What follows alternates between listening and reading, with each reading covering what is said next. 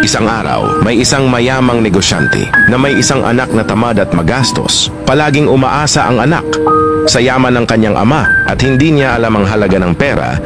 Isang umaga tinawag siya ng kanyang ama at sinabing, "Anak, gusto kong kumita ka ng sarili mong pera bago maghapunan kung hindi ka kakain ngayong gabi." Ayaw magtrabaho ng anak, kaya pumunta siya sa kanyang ina at binigyan siya nito ng pera ng palihim.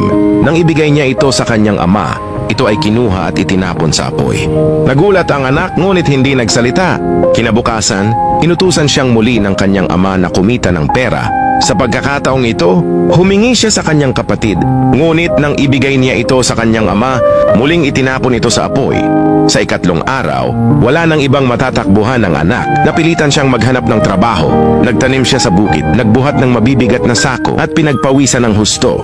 Sa dulo ng araw, kumita siya ng ilang baryang pinaghirapan niya mismo. Nang iabot niya ito sa kanyang ama at tinangkang ihulog ng ama sa apoy, agad niyang hinawakan ang kamay nito at sinabing, "Ama, huwag, pinaghirapan ko ito." Ngumiti ang ama at sinabing, "Ngayon alam mo na ang tunay na halaga ng pera. Ang perang pinaghirapan ay hindi basta-basta itinatapon." Ang aral ng kwento, ang perang pinaghirapan ay may tunay na halaga. Kaysa sa perang madaling nakuha,